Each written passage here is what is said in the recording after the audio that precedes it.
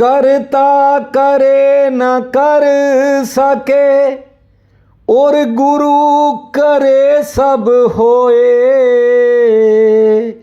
सात द्वीप नौ खंड में गुरु से बड़ा न कोई। मेरे प्रिय बंधुओं, देवियों व सज्जनों, आज गुरु पूर्णिमा का पावन काल है। वो महासूत्र सुना रहा हूं। यदि ठीक से समझ में आया तो हो सकता है गुरु आपके द्वार पर आकर खड़ा हो जाएगा।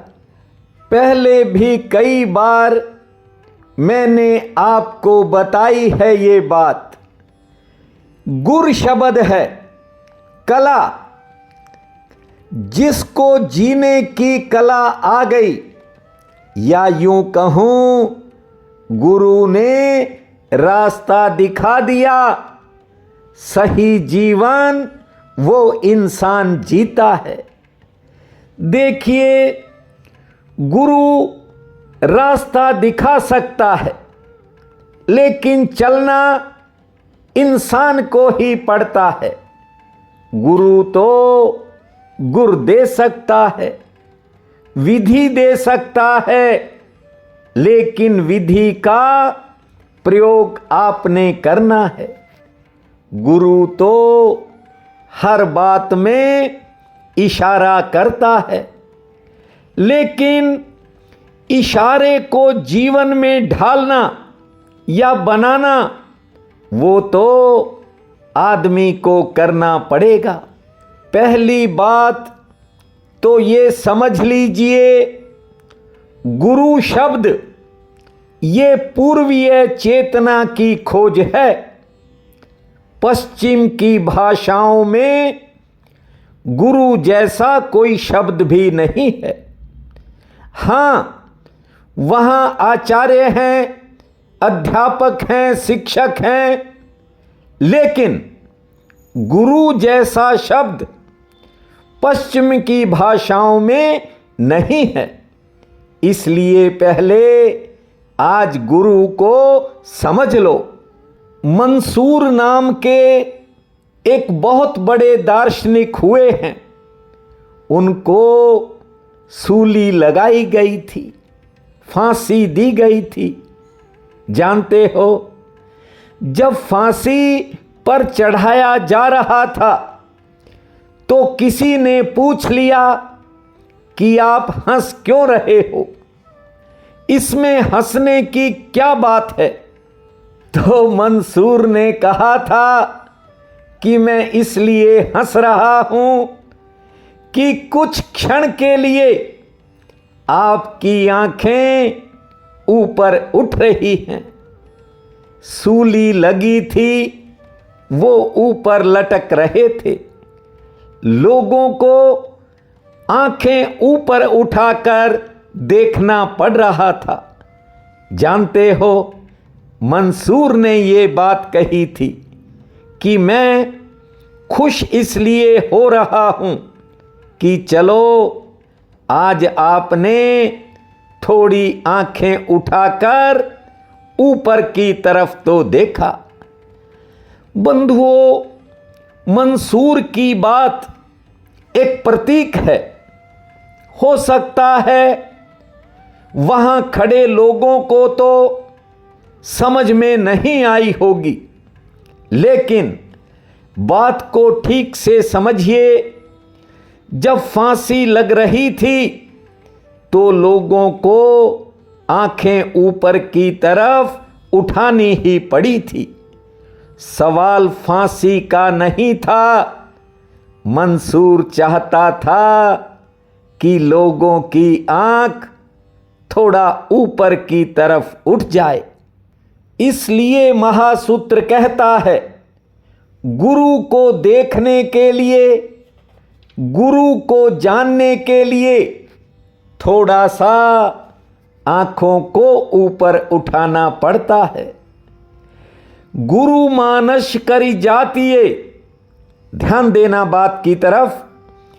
गुरु मानस करी जानते, ते नर कहिए अंध, महादुखी संसार में आगे जम के बंध। जो गुरु को मनुष्य की भांति जानता है वो अंधा है, क्योंकि गुरु को जब भगवान की भांति जानोगे तभी तो जोड़ बन सकता है। अगर गुरु भी मनुष्य है तो याद रखना संबंध शारीरिक होगा। आदर भी हो सकता है लेकिन वो बिना किसी कारण नहीं होगा। श्रद्धा नहीं होगी। श्रद्धा और आदर में ये फर्क है। आदर का अर्थ होता है कोई कारण है, और श्रद्धा बिना किसी कारण के होती है। जब बहन भाइयों की बातें सुनता हूं कि हमें बहुत से शब्द समझ में नहीं आते, लेकिन वीडियो आते ही मन में एक हिम्मत जाग पड़ती है। देखिए, हम सब संसारी हैं और ज़्यादातर लोग सुख चाहते हैं। पहले आज इस बात को ठीक से समझ लो। ये संसार ही जब नहीं रहता तो इस संसार की छोटी छोटी चीजों में इतना मोह आदमी क्यों लगाता है? संसार की प्रत्येक जो निर्मित वस्तु है वो क्षणभंगुर है, एक पल में मिट सकती है। ब्रह्मा जी की एक घड़ी में हमारे न जाने कितने पदार्थ बनते हैं और बनकर नष्ट हो जाते हैं। आप सदा सुख चाहते हैं लेकिन अल्प सुख चाहते हैं, छोटा, बिंदु मात्र। और ये निज धर्म के सूत्र आपको सिंधु जैसा आनंद देंगे। आप सदा सदा के लिए आनंदित हो सकते हो। देखिए, जो छोटा सुख है, अल्प सुख, थोड़ा सा, ये तो अल्पेंद्रियों के द्वारा मिलता है, जो कुछ पलों के बाद ही नष्ट हो जाता है। जानते हो, इंद्रियां और ज्यादा कमजोर हो जाती हैं। अगर पूर्ण सुख चाहते हो तो फिर पूर्ण का ही अनुसंधान करना पड़ेगा। किंतु हम सब घर गृहस्थी के लोग हैं। ध्यान देना आज बात की तरफ। आदमी सोचता है कि मुझे वैसा ही मिले जैसा मैं चाहता हूं, मेरी मर्जी चलनी चाहिए। महासूत्र कहता है, मर्जी तो केवल करुणा निधान भूमा भगवान की होती है। जो इस जगत में आया, भगवान श्री कृष्ण को भी संसार से वैराग्य हुआ। जानते हो कारण क्या था? कारण यही था जो आप दिन रात देखते हो। ये रिश्तों और संबंधों के कारण श्री कृष्ण के भीतर भी बहुत सी बातें रही होंगी। जानते हो, जो रानियां और पटरानियां थी, जिनका निर्दोष आचरण था, लेकिन ऐसी रानियां भी थी जो आपस में राग और द्वेष पालती थी। अपने ही पुत्र परिवार में कलह करते थे। यहां तक है कि श्री कृष्ण की भी खिल्ली उड़ा देते थे। उनके आदेश की अवहेलना कर देते थे। अंत ऐसे हालात बन गए कि प्रभु को अपनी लीला समेटने का संकल्प लेना पड़ा। कहते हैं श्री कृष्ण के देखते देखते द्वारिका डूब रही थी, लेकिन उनके मन में तनिक भी क्षोभ नहीं था।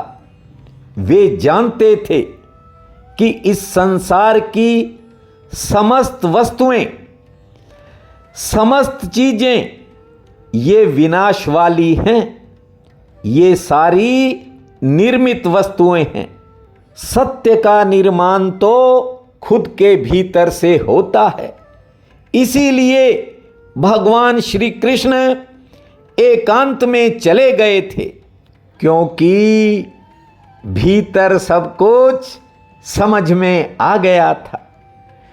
आप भी बहुत तरह की बातों से कई बार परेशान हो जाते होंगे, क्योंकि यदि संसार है, घर परिवार है, तो सुबह से शाम तक मुश्किलें तो आती ही हैं। किंतु ये जो आदमी ज्ञान इकट्ठा करके बैठा है और उसी के आधार पर चलने की कोशिश करता है, उसके लिए परमात्मा का द्वार नहीं खुलता, क्योंकि आदमी परमात्मा की बजाय उस उधार के ज्ञान पर भरोसा करता है। लोगों को परमात्मा पे भरोसा नहीं है, इसीलिए तो लोग मन की संतुष्टि के लिए इधर उधर घूमते हैं। वे महात्मा कहते थे कि मैं तुझे निज धर्म के सूत्र तो सुनाता हूं, लेकिन अर्थ शब्दों में नहीं होता, अर्थ देखने वाले की आंखों में होता है। अर्थ शब्द में छिपा नहीं है कि आप किसी शब्द को समझ लो तो आपको अर्थ समझ में आ जाएगा। शब्द तो केवल निमित्त हैं। कल मेरी एक बच्ची ने प्रसाद भेजा, व्हाट्सएप पर मैसेज किया कि आपको प्रसाद मिल गया। मैंने लिख दिया कि तेरा राम रस मुझे मिल गया। कुछ ही मिनटों बाद उसने लिखा कि ये मेरा नहीं है, ये आपका है। खैर, मैंने उसके बाद कोई जवाब तो नहीं लिखा, लेकिन जहां तक मैंने जाना, जिसके साथ संबंध जुड़ता है वो आत्मा का होता है। वहां ना तेरा होता है ना मेरा होता है, बस सब कुछ एक हो जाता है। आपको एक घटना सुनाता हूं। कबीर के जमाने में एक फरीद नाम के संत हुए हैं, जानते हो। एक बार दोनों का मिलन हुआ। 2 दिन तक लगातार साथ रहे और चुप रहे। दोनों में से किसी ने एक शब्द नहीं बोला। दोनों गले भी मिले, खूब हंसे भी, साथ साथ बैठे भी, स्वागत भी एक दूसरे का किया, विदा भी किया, लेकिन शब्दों का लेन देन नहीं हुआ। अब शिष्यों ने पूछा कि ये माजरा क्या है। हम थक गए इंतजार करते करते कि 2 महाज्ञानी इकट्ठे हुए हैं, कुछ तो सार मिलेगा। लेकिन अब हम सोचते हैं कि 2 दिन खराब हो गए। फरीद ने कहा, जो बोलता है वो अज्ञानी है। अगर मैं बोलता तो मैं अज्ञानी, कबीर बोलते तो कबीर अज्ञानी। कबीर ने अपने शिष्यों से कहा कि बोलने को कुछ था ही नहीं, क्योंकि दोनों हम जानते हैं, दोनों ने एक ही को जान लिया है। फिर कहना किससे और सुनना किससे। बड़ी बात कही थी फरीद ने और बड़ी बात कही थी कबीर ने कि जहां मैं हूं वहीं फरीद है। कहने का मतलब ना मैं हूं ना फरीद है। किसी के लिए हम दो हो सकते हैं, हमारे लिए हम एक हैं। महासूत्र कहता है जब दो अज्ञानी मिलते हैं तो बात हो सकती है, खूब होती है। एक ज्ञानी और एक अज्ञानी मिले तो भी बात हो सकती है। समझ में बहुत आती है, लेकिन दो ज्ञानी मिलेंगे तो फिर बात कैसी। क्या तेरा और क्या मेरा, अंतकाल चारों तरफ अंधेरा। ऐसा हर किसी के जीवन में होगा। मैं कहता हूं समय से पहले जागने का प्रयास करना। और वैसे भी अब 4 महीने चातुर्मास ज्ञान यज्ञ चलेगा। यदि भाव से सुना तो भीतर बहुत कुछ बदल सकता है। आदमी जैसा भीतर है, उस भीतर की परिस्थिति को अगर न बदला जाए, अगर उसे न तोड़ा जाए, तो तुम परमात्मा को बाहर से नहीं पा सकोगे। क्योंकि जो भी तुम पाओगे वो संसार ही होगा। तुम जो भी देखोगे वो तुम्हारी आंखें ही देखेंगी। तुम जो भी पाओगे, पाने वाले तो तुम ही रहोगे। असली सवाल परमात्मा को खोजने का नहीं है, असली सवाल है भीतर की बेहोशी को तोड़ने का। बेहोश आदमी जहां भी जाएगा वो बेहोशी ही पाएगा। ध्यान दीजिए, यहां हर आदमी पकड़ कर बैठा हुआ है। किसी ने कुछ पकड़ रखा है, किसी ने कुछ पकड़ रखा है। मैं कहता हूं जीना, हर मार्ग से गुजरना, अनुभव से गुजरना। ये जो पकड़ना है ये कोई अनुभव नहीं है। आपके भीतर अनुभव की संभावना है। इसलिए आपसे कहता हूं, जो अनुभव एक बार गुजरे फिर बार बार मत मांगना। क्योंकि बार बार मांगने का मतलब है कि आप वहीं पर अटक कर खड़े हो गए हो। बार बार तुमने भरोसा खो दिया जिंदगी का। अभी आपके जीवन में बहुत कुछ बाकी है। ये जिंदगी परमात्मा तक लेकर जाती है। लेकिन यदि कोई चलता रहे, रुक गए तो तुम कहीं छोटी जगह बेकार में रुक जाते हो। मेरा अनुभव कहता है लोगों ने कूड़े के ढेर पर मकान बना लिए हैं। 24 घंटे बेचैनी है। देखिए, द्वापर युग के बाद ये कलयुग आता है और कलयुग ने राजा परीक्षित के समय में प्रवेश किया था इस जगत में। राजा परीक्षित कलयुग के अवगुणों से परिचित थे। राजा परीक्षित ने कलयुग को मारने के लिए अपने धनुष पर बाण चढ़ा लिया था और कलयुग राजा परीक्षित के चरणों में गिर गया। पूछने लगा कि आप मुझे क्यों मारना चाहते हो। राजा परीक्षित ने कहा कि तेरे युग में, तेरे समय में पाप और दुराचार का बोलबाला होगा। लोग अपनी इंद्रियों के अधीन होकर लोभ और लालच में अंधे हो जाएंगे। मंदिर सूने पड़ेंगे और मधुशालाएं भरी रहेंगी।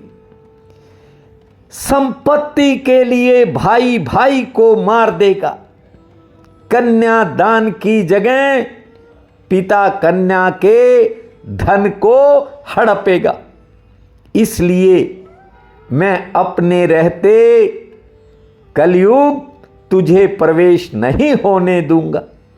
जानते हो, कलयुग ने राजा परीक्षित से कहा कि आपने मेरे अवगुण देखे हैं, केवल मेरे अवगुणों को ही देखा है।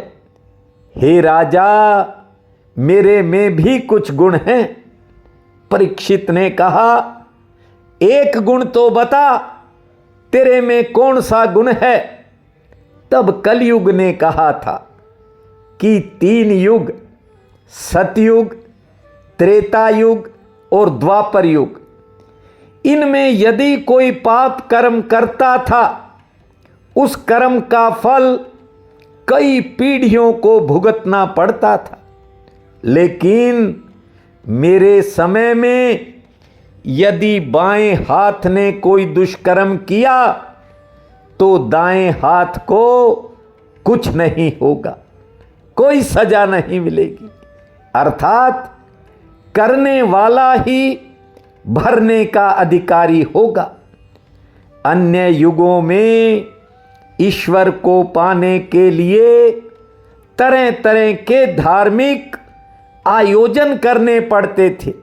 यज्ञों का विस्तार, बड़े बड़े अनुष्ठान, नेम, व्रत, जप, तप, नियम। लेकिन मेरे समय में यदि कोई परमात्मा का स्मरण करेगा तो उसका बेड़ा पार हो सकता है।